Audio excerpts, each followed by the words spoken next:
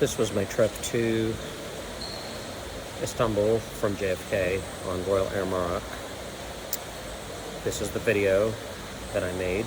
I hope you guys enjoy it, and stay tuned until the end because there is an interesting story to hear. Thanks. This is Terminal 1 in Kennedy Airport on my way to Royal Air Maroc.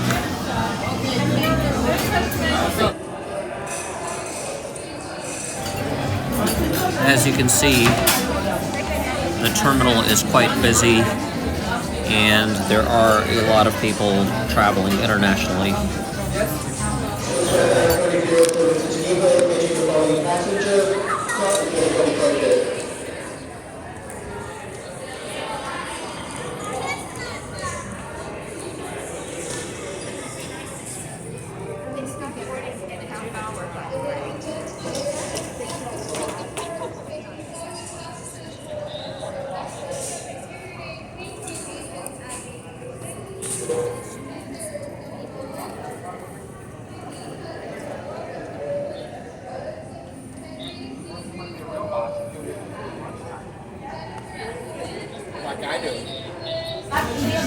This is my general gate area, Royal Air Maroc to Casablanca, Morocco.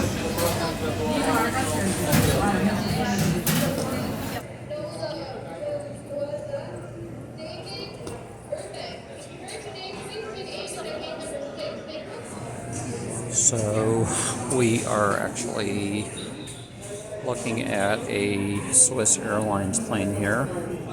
This is close to the area of my gate, and my gate is actually up there. It's gate 10. Casablanca, it actually says American Airlines, so I'm not sure if it's Royal Air Maroc or an American Airlines flight, but we'll check it out.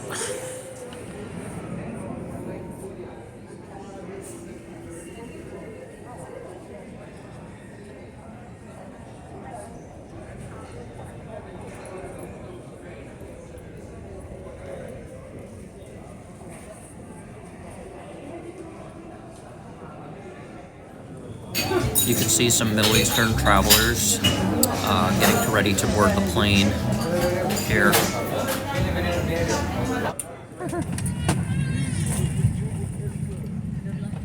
Yeah.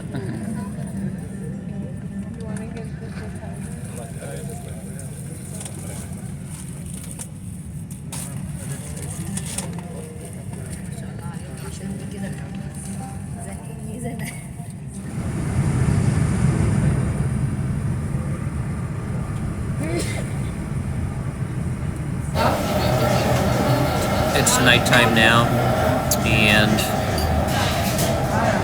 the plane is on the taxiways in JFK Airport, taxiing to the runway.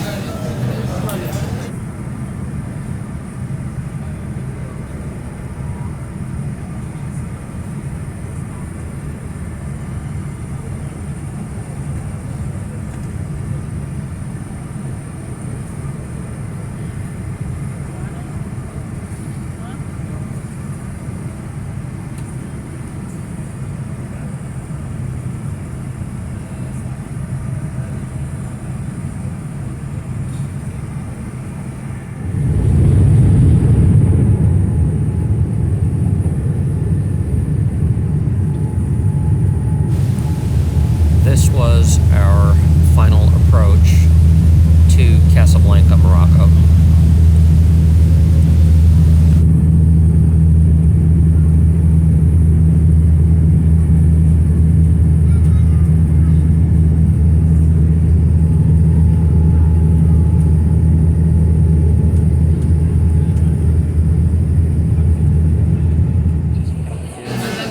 We had a long line here at the terminal in Casablanca, Morocco to board the plane, and we waited about a half hour.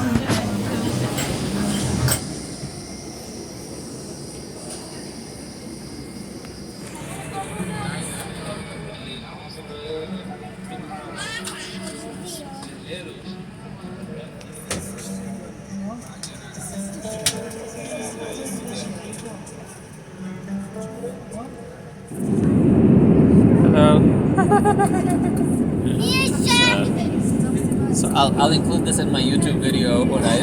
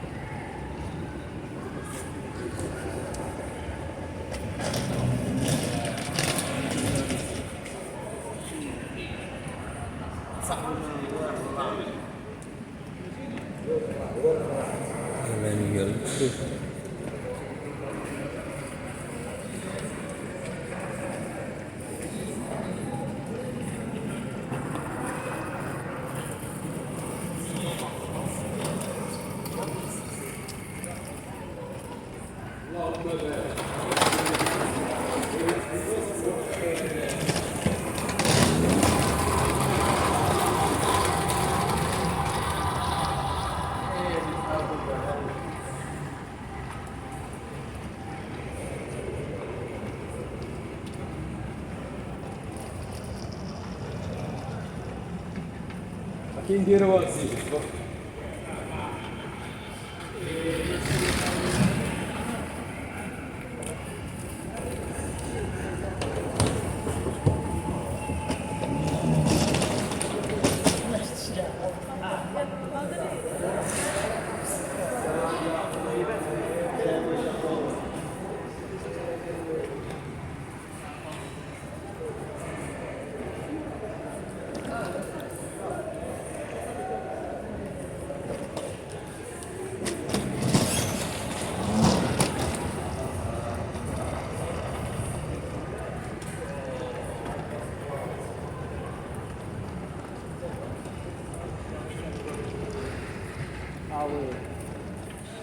Hello everyone.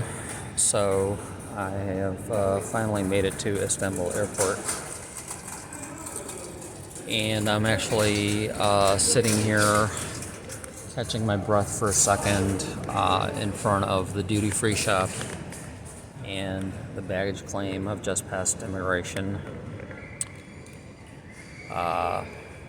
It's actually a very, very nice airport. I had heard that it was nice, but it's actually even nicer than what I expected. So it's very beautiful. It seems pretty brand new and extremely modern. So I can see when they are saying that this is one of the best airports out there. So I also probably look a little bit tired because I am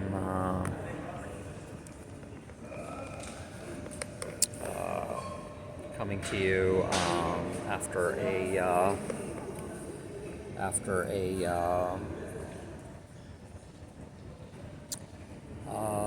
two flights, which were the flight from New York to Casablanca, which was approximately 9 hours, and then I had a quick layover in Casablanca. Was originally supposed to have been a half hour, and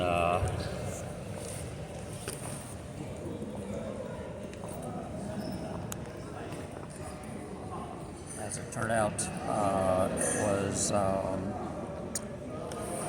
actually a little bit more than a half hour. They actually took quite a while to load up the Royal Air Maroc flight from Casablanca to Istanbul. And they were doing it by different sections, A, B, C, and D. And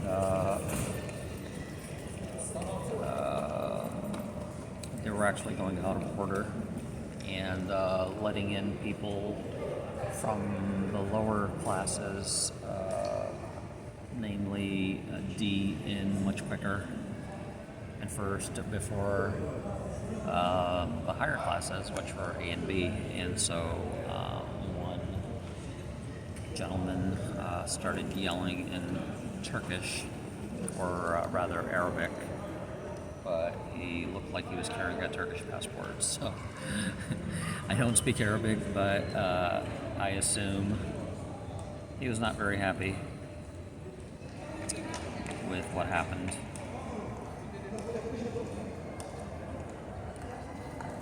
And so yeah, he started yelling at the top of his lungs right in line, and they wanted him to stop yelling, so they offered to let him in, and he actually refused and kept yelling.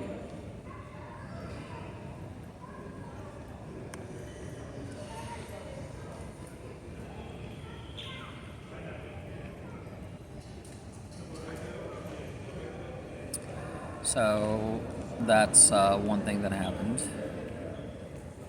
and I had a flight. My flight from Casablanca to Istanbul was around 5 hours, and it was pretty good. I was kind of sleepy on it since I hadn't slept on the flight from JFK to Casablanca. But there were a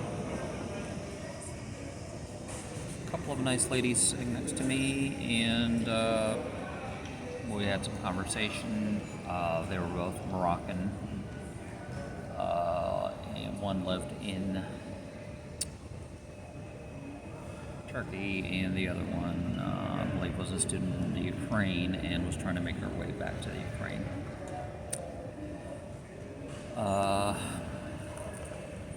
And so we landed in Istanbul, and as I was coming out of approaching immigration, I was approached by a lady who looked like she was probably in her 30s or so, and she was from Afghanistan. And it turned out she spoke no or very little English and zero Turkish.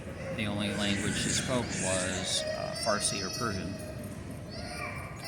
and a very tiny amount of English. And she was asking me where she needed to go to get her suitcase. She had just come off a Lufthansa flight. She had originally flown from Toronto, had connected in Frankfurt, and was stepping off a Lufthansa flight here in Istanbul. So I took her luggage tag and told her that I was going in the same direction. She had to clear immigration also, so I offered to accompany her. As it turned out, when we got to Turkish immigration,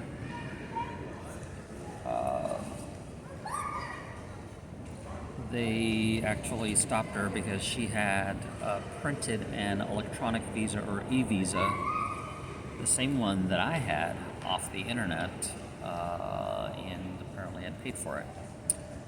And the immigration officer told her that that visa was not valid for somebody with an Afghani passport, even though she had a residence card in Canada, and that she was required to get a visa in her passport from the Turkish embassy in Toronto, Canada, and that she would have to go back.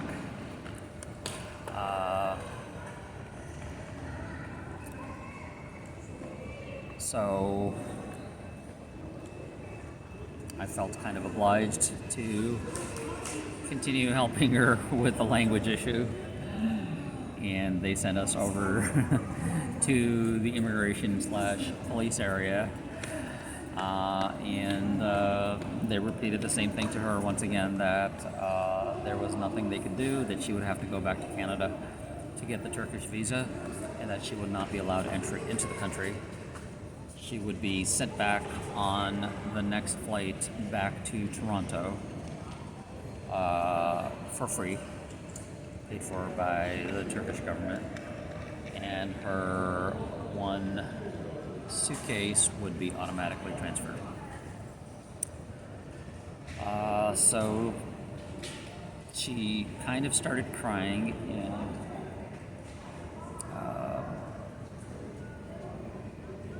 feeling desperate, but the immigration said there was nothing they could do, that the rule was very strict and it was non-changeable. There was nothing she could do here at the airport in terms of a visa, and that her only choice was to return. It turns out that she was meeting somebody named Nasser, who I think she is getting married to, and he was waiting outside the airport for her, and he spoke Turkish and Persian. And it turns out her phone, which was from Canada, did not work here in Turkey. So fortunately, I recently transferred my service over to Google Fi, and my phone worked both in Casablanca, Morocco, as well as Istanbul, which was really, really nice, a big advantage compared to my previous trip to Italy and London and Colombia, where I had to get SIM cards. So I was nice enough to lend her my phone. She called her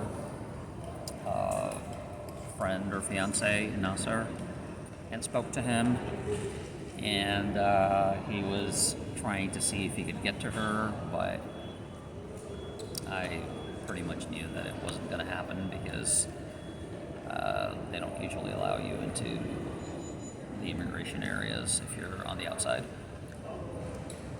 And so I helped best I could, translated, and actually said my goodbyes and left. And I believe that the girl, her name is Sohaila, is being shipped or sent back to Toronto, Pearson Airport, at which point she will need to disembark and get her visa.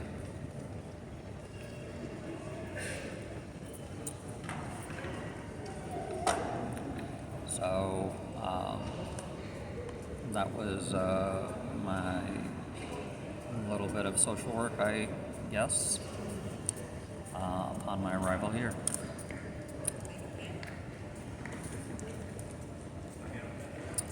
I'm probably going to be making my way now to the hotel.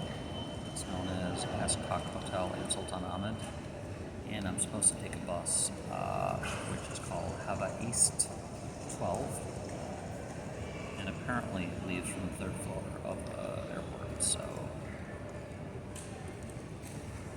we'll see how that goes.